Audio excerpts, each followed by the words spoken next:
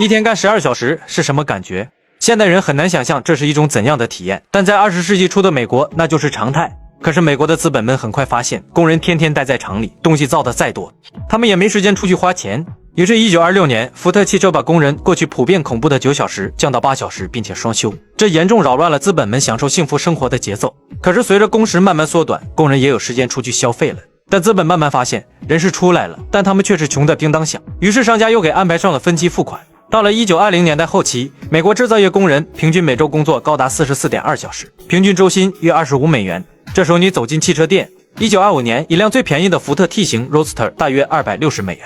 你很难想象，当时一个工人半年的薪资居然连一辆车也买不起。由于彼时美国福特流水线制造的升级，产能是越来越大，可是工人的工资却买不起自己所做的产品。不单指汽车工人不好买，家具、收音机、洗衣机也一样。商品是批量生产的，但工人工资却是分批到账的。你让一个工人攒够几百美元再来买车，当然可以。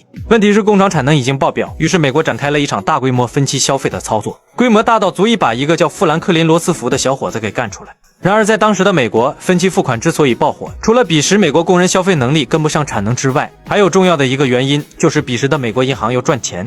银行这种东西主要的作用就是把闲钱集中起来，然后再把钱借给有需要的人。普通人、企业把暂时不用的钱存进银行，而这些钱银行是要支付利息的，所以他们想要赚钱就需要把钱借出去。过去美国商业银行最熟悉的客户是企业，这是银行最传统也最喜欢的一类生意，就算你不太想借，银行都想诱惑一下你借。可到了1920年代，这门老生意开始发生变化，美国大型企业越来越强，利润越来越高，很多公司自己赚的钱就足够拿来扩大生产，根本用不上给银行借钱。他们真缺大钱了，也不一定非去银行门口排队。彼时美国的股票市场和债券市场越来越发达，大企业可以直接发行股票、债券，从社会上融资，还能顺手捞一笔。就在这个时候，银行发现了一个蓝海市场，那就是普通工人。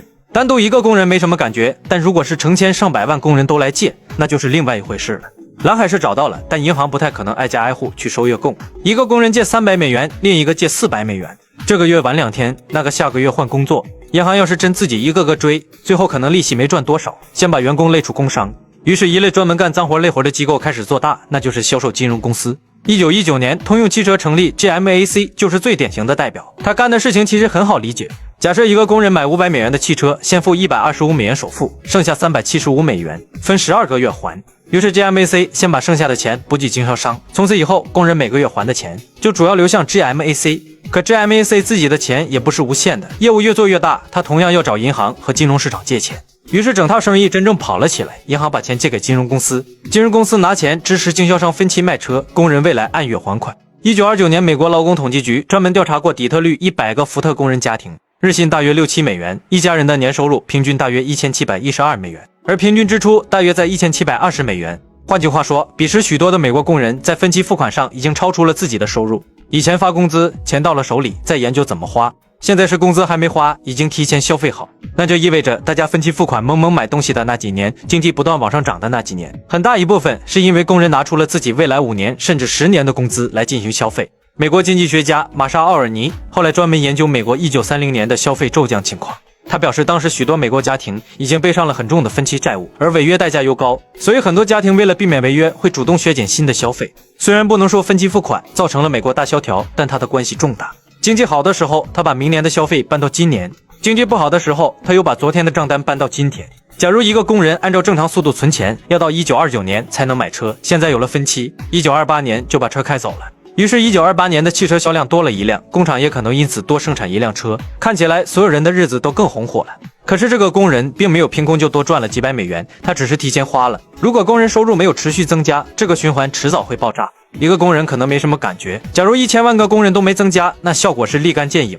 所以1933年3月4日，富兰克林·罗斯福上台后，首先第一刀就是干银行。他签署了紧急银行法，把大量银行关掉，然后重组。而当时美国银行暴雷的很大一部分原因就是坏账太多。工人失业以后，汽车、家具这些分期更难还，企业销量下降，商业贷款也出问题。一旦储户挤兑，根本拿不出钱。一个时代繁荣的时候，往往也是普通人对未来最有信心、最敢消费，甚至贷款消费的时候。而真正危险的是，如果有一天那个美好明天没按计划来怎么办？所以任何时候都应该居安思危，借奢以俭，量入为出。人不是不要享受，而是避免那种透支型的享受。